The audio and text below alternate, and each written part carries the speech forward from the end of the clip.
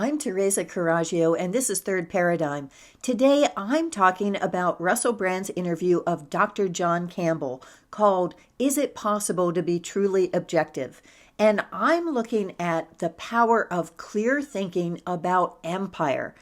I love John, from his accent to his humility to his just patience and kindness, and the way that he has so much faith in other people that they are capable of thinking for themselves, and that all that he needs to do is just explain this is how the process works. So I love the fact that he's talking about what are the methods of clear thinking in science.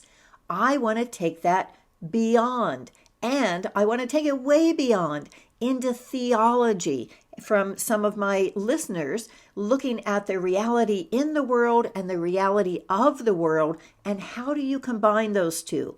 I also want to look at data analysis, particularly with the vaccine, and take that a step further and look at this kind of thinking. And then in response to other things people have brought up, like my friend in Valencia, I want to look at Ukraine and how Matt Taibbi and Caitlin Johnstone got it wrong that Russia was not going to, according to them, invade Ukraine. So looking at those, and then I want to go to the superstitions of fear and go past my tyranny hesitancy episode and look at this artificial dichotomy of the vaxophile versus the vaxophobe, and see why there is a different way of looking at that, and going into what are the superstitions of fear. Let's get started. Let's start by reconciling the reality in the world and the reality of the world. This was an email that was sent to me called Practicing in the Practical World from Joe Lundgren. Joe is doing some really fun stuff. He is looking to start a yoga massage academy. He's doing pop-up popcorn flash mobs that involve 3D glasses. And he's doing clown, shaman, angel energy events. So if you're interested in any of those, his email is adorable. It's joeytotheworld@gmail.com, and I'm sure that I can share it since he put in the comments. Joe is a fellow Course in Miracles practitioner, and he sent a note appreciating that I engaged in the world and didn't have that perspective of, oh, none of that's real, so why should I bother? Now, my feeling is that if you know you're experiencing a nightmare, why put up with it? Why wouldn't you change that nightmare? That what A Course in Miracles, with the opportunity to see the world as something that you can change, that takes away the fear, but it doesn't take away the impetus to act within that dream. So what I've said before in looking at this from an empire thinking perspective is that there are only three possibilities. 1, God is a monster. 2, God does not exist. 3, the world does not exist. So let's unpack that. God as a monster is to say there are some who are more special to God than others, that there's a God who plays favorites.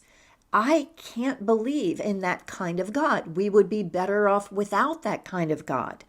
And so what the next one says is that I, by my nature, could be better than others. I am special because it's survival of the fittest, and I am one of the fittest.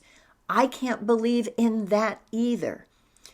What A Course in Miracles says is that we are all one, and to get to the point of recognizing that we're one, we need to be able to renounce our feeling that we're special. That our specialness is what keeps us from recognizing the other person as someone who's part of us. We don't want someone to be part of us if we think that we're better than they are. So that's the perspective that I look at, because it's consistent with what I see in the world, is that my single dogma is that I'm no better than anyone else. And that is something that goes on a spiritual realm, and it's also something that I look at on a political, economic realm. Another point that was brought up by Joe and others that speaks to Russell and John's discussion on is it possible to be truly objective is, does unbiased data exist? This is a question that's very close to my heart because Joe thought that I was in academia, and I think it's because I once mentioned that I was getting my doctorate in the psychology of creativity. I never wrote my dissertation, and the reason is because of a psychology experiment I read that showed that you could take the exact same data set and, depending on how you worded the question, come up with opposite results. And so I realized that it's not the numbers that matter, it's the words. And at that time, I didn't have a question that I was invested enough in to make sure it was the right question. So I said that numbers always give you an honest answer if you ask them an honest question. So let's look at what the alternative would be to actually analyzing the data, especially on vaccine safety. If we don't do that, the alternative is that every person can only learn from their own direct experience. I've had 3 different people tell me about someone they were close to who has died of a brain aneurysm in the last couple months. And in one case, it was my aerial teacher's dad. In another, it was someone's 27-year-old son who had to get the vaccine because he worked in the school system. And so in some cases, there's not a relationship that's being seen because that's not part of the thinking. And it would be really hard to bring that up at this point when the worst possible thing has already happened. In the case of the son, there was a clear relationship that was seen.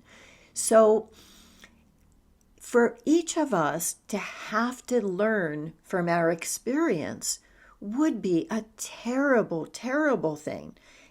So with people like the truckers who are putting their lives and their bank accounts on the line, we can support them best by looking at our own data and finding out whether, as John talked about in one of his videos, if Omicron has dropped hospitalizations and deaths by 90%, then there is no rationale for mandates. I don't agree with John about everything. When he says that the experts are saying that this could not have originated in a lab, I think that trust the science does not mean trust the government. And when he believes in the vaccine as something that has set us up with Omicron to now be able to have immunity, I am not in agreement with him on vaccine safety. But we are in complete agreement about what the methodology is to figure out what's right and what's wrong. And we both believe fully in the ability of people to think and to understand.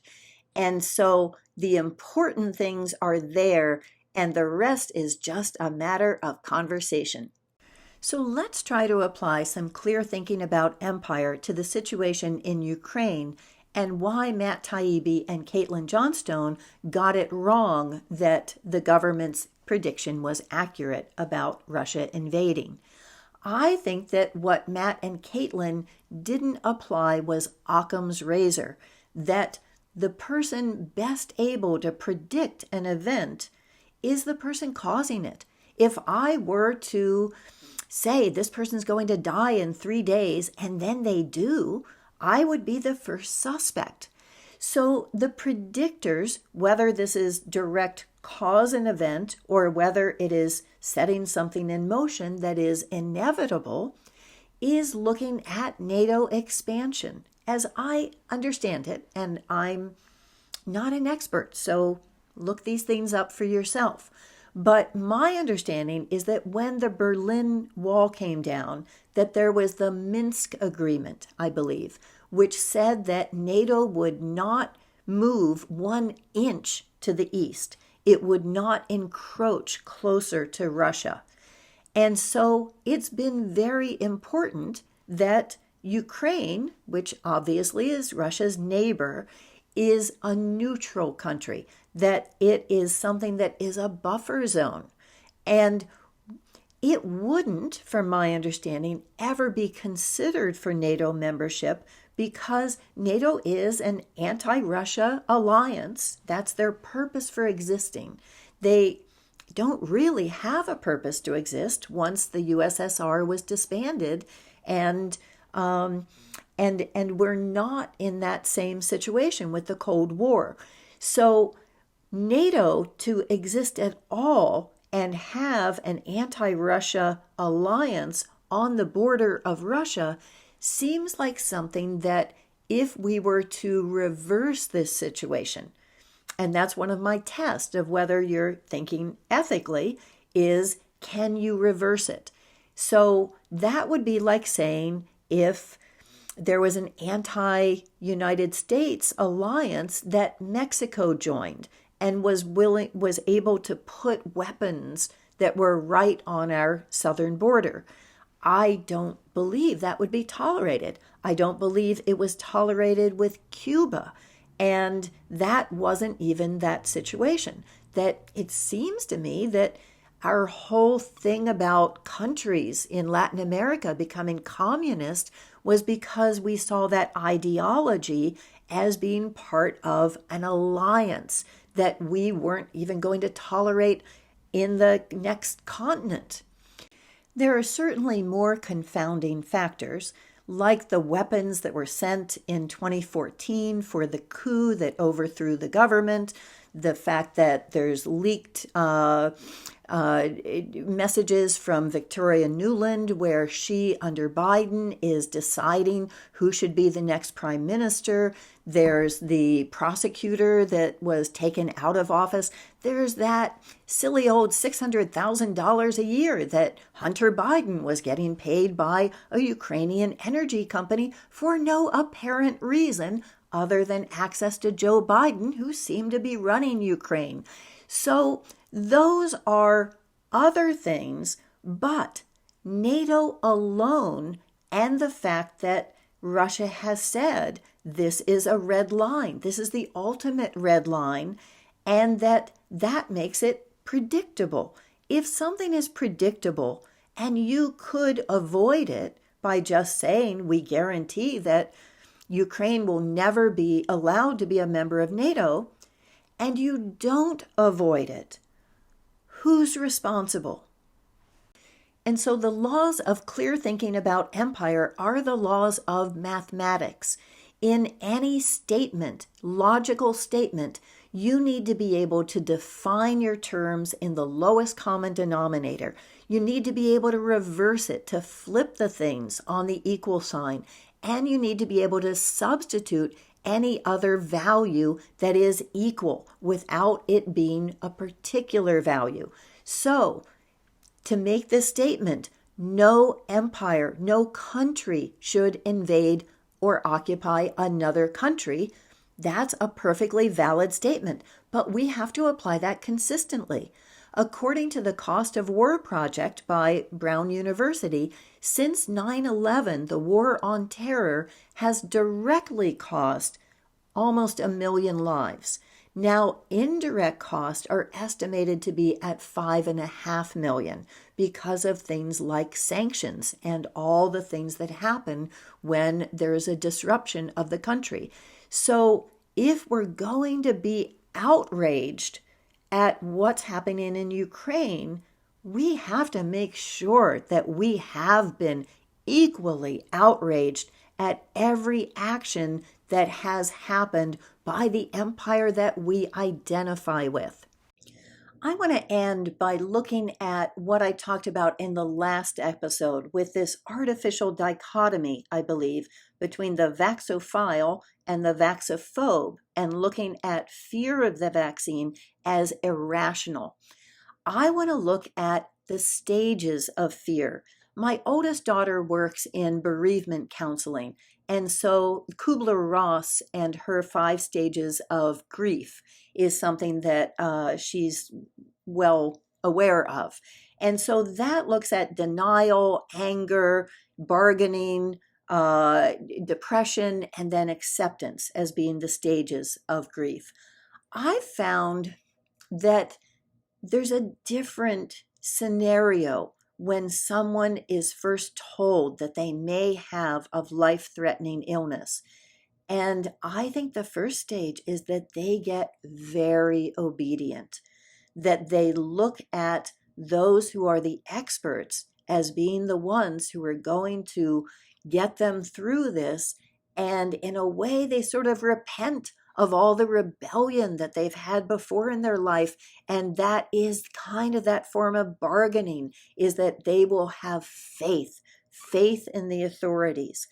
And I think that that's what we've been going through as a mass culture, is this sense of obedience. So now I think that the 6th stage that Russell talked about when he was interviewing someone who works in this field, as the 6th stage is meaning, is finding meaning.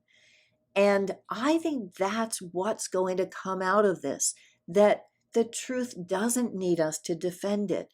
It already has a trajectory. Whatever is going to happen at this point. We can bring the awareness of it faster, but we also can help to bring meaning out of it. So what I want to say to you as another figure in this crazy dream is, don't let yourself go down that road of the stages of fear. Don't get into anger. Don't get depressed. Just look at this as something that is in motion, and the truth doesn't need you to defend it. It is not going to be too late. There's not this consolidation of power over people that's winning. It's actually spinning into control. And so just get in touch with your own clown, shaman, angel energy, have some pop-ups with popcorn, do some flash mobs with 3D glasses. Just enjoy what's going on and have faith in your fellow humans that we're going to get through this. Thank you. If you haven't had enough yet, here's another video that is from the archives and isn't getting enough views. And here's a playlist chosen purely at whimsy. Thank you. I hope you want more and subscribe.